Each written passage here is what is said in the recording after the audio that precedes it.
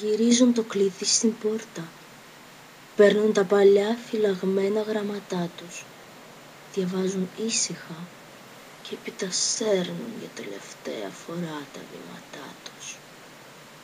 Ήτανε ζωή τους, λένε, τραγωδία. Θεέ μου, το φρικτό γέλιο των ανθρώπων, τα δάκρυα, ο υδρός, η νοσταλγία των ουρανών, η ερημία των τόπων.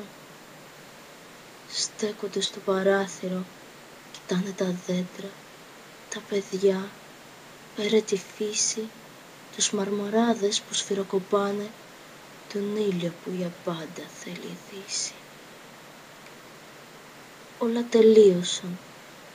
Το σημείωμα να το, σύντομο, απλό, βαθύ, καθώς ταιριάζει, αδιαφορία, συγχώρηση γεμάτο για εκείνον που θα κλαίει και θα διαβάζει. Βλέπουν τον καθρέφτη, βλέπουν την ώρα, ρωτούν αν είναι τρέλα, τάχα ή λάθος. Όλα τελείωσαν, ψιθυρίζουν, τώρα πως θα αναβάλουνε βέβαιοι κατά βάθος.